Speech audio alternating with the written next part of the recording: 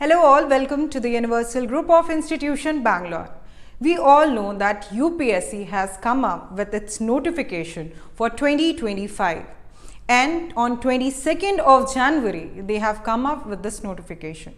So today in this topic we will be discussing the whole in detail how the form need to be submitted and how it need to be filled and what are the things which you need to keep in mind while filling the form. And before starting of how we are going to fill the form, let's discuss about the UPSC exam. So UPSC exam happens in 3 stages. First is your prelims, then comes your mains and then interview. In the prelim stage, you will be having almost 400 question mark which will be divided into your GS paper and CSAT paper.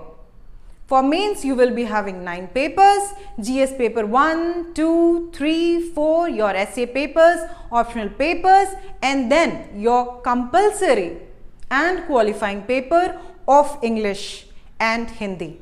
And for people who are not opting for Hindi, the regional language is not Hindi, they will have their own language. But here is the catch, for northeastern people, okay, the states of northeastern India will have only 8 papers. Why so? Because there they will not opt for Hindi as their paper, neither they will have any paper of their state. So they will have only 8 papers, GS paper 1, 2, 3, 4, essay, optional and then English as the qualifying paper. So going ahead with the form filling, we will see that first everything, I have gone through the whole notification and what I have seen is the whole whatever they have done since 10 years and whatever they have done in last year, the same thing they have repeated in the notification. It's almost 150 pages of notification and almost they have repeated everything. But there is few points which there are few points which they have changed actually, and today we will be discussing that in details so that you don't do any mistake in this scenario. So what is the website where you have to go to fill the form? It is upsc.online.nic.in. Yes, upsc.online.nic.in is your website. Now we will talk about the one-time registration. Suppose you are a new student, okay, first time you are giving the exam. So for you have to go for the one-time registration. But if you are a student who has given several attempts, who has given the exam last year as well, you don't have to go through this one-time registration process. OTR you don't have to do. But if you are doing it for the first time, you are giving the attempt for the first time, then OTR is must for you. Apart from that, your ID card, your photo ID card. What are the ID cards which you have to use while filling the form? What are the IDs allowed? So Aadhaar is allowed, voter ID card is allowed, PAN card, passport and driving license. So all these options you have when you are dealing with the photo identification number for your form filling. Okay, they are Aadhaar, voter ID, PAN, passport and driving license. Now what is the catch with the photo ID? Okay, so first I have told you that you have to use Aadhaar and all these things. But apart from that, if you want to take your photo, okay, you have to paste one photo there, right? You will be submitting your photo and signature. That photo should be 10 days old. Suppose today you are filling the form, it is 24th of January, then the photo should be only 10 days old. Okay, you have understood that? And while taking the pic, you have to again remember, suppose this is your frame. So 3/4 of the frame will be taken as your photo. Okay, this much of photo will be taken and the 1/4 at the below, there you have to mention the date on which the photo is taken. So 3/4 will be used for your own photo and 1/4 in the below will be where you have to mention the date of the photo and the photo should be recent. And if you talk about how you should look in the photos, you have to be like, if you are going for clean shave in exam, then you should have a clean shave only in that photo. Okay, so whenever you go for the examiner should know that you are the person. You understood? They should not get confused with your photo or your signature.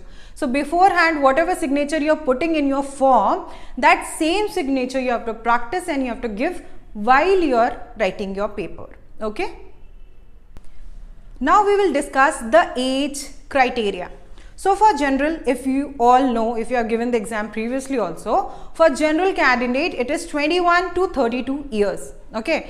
For OBC, if you are OBC candidate, then your age limit is from 21 to 35 years. And if you are an SC, ST candidate, then in that case your age limit is from 21 to 37 years. So this is the difference between you get 3 years of relaxation in OBC and 5 years of relaxation in case of SC, ST.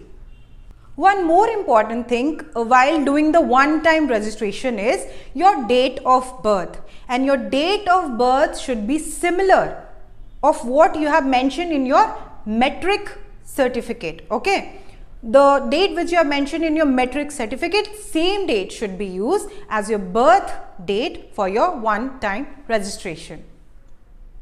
And we all know that once we sit for this exam, we need to be a graduate.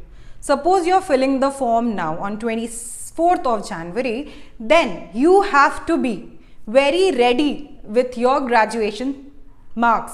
Like, it's not mandatory that you have to be ready with your marks or certificate, but your graduation should be ended. Okay, your 4th year of graduation, 3rd year, for how much year you take for your graduation, that should end before you sit for the exam. This is the criteria. Apart from that, if you try to fill your form if you do it in just 1 hour or 2 hours of having the notification, you might do a lot of errors. So take your time, solve it peacefully so that you don't get any error. So what is the duration between which you have to submit your form? It is from 22nd of February to 22nd of January to 11th of February. So this is the date. 22nd of January you got the notification, right? Now on 11th of February is the last date, but you don't have to wait for the last date. Okay, you don't have to do that. Try to complete your form in just this 1 week, so that after that you get almost 4 months of time to study for your prelims. And in these 120 days, you can peacefully study for it without worrying about your form. Okay? One more important thing here is when you are going for your prelims exam or mains or interview, especially if you talk about prelims and mains, then you have to not take your valuable items with you, because again the hall condition, government schools, and you don't know what kind of condition is there. Personally, if you ask me, they don't have a lot of facility. Even you're not allowed to keep your bag inside the room in which you're giving the exams. So better not to take your valuable stuff, your phone and watches, which are very costly. Okay, watch you can have normal watch. Okay, and we have instructions for watch also, so you can go through that. You need to have a normal watch to see the time. Anyways, they will have this one wall clock. You can see that and you can get through it, but it's advisable that you wear a watch with you. But apart from that, don't carry any valuable items, because again they will be kept all outside. You will not be able to keep it inside the room. This is the suggestion. And one more thing which happened to me when I was giving my prelims, what happened is the signature which I have submitted to UPSC in my form, I could not replicate the same signature because I was in my panic mode. I was solving my questions during prelims. Okay, the same signature I could not replicate in the exam hall, and the teacher was like continuously looking at me, and that created another level of stress for me. This should not happen with you. So whatever signature you are giving in your form, make sure you practice the same signature, and on the final D day of your prelims, you're going to give the same signature for the invigilator. Now if we see the vacancies this time, which is the area of concerns for everyone, right? Whenever we sit for exam, we want to know what is the exact vacancy here. So this time we have 979 vacancies. Last time how much we had? We had 1054 vacancies. So this time it is less, competition is more, but still people who are ready with their subjects, ready with their MCQ practices, ready with their CSAT practice, they have nothing to worry. If we talk about the certificates, then we have disability, right? So what kind of disability I am talking about? They are locomotive disability, leprosy, acid-attack victims, and also muscular dysfunctional activities. So you get such kind of benchmark disability certificate, and you have to make them and you have to put that number in your form.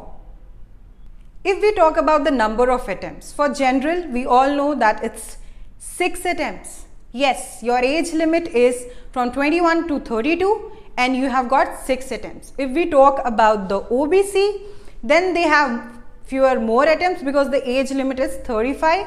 For SC candidates, SC/ST candidates, we have unlimited attempts.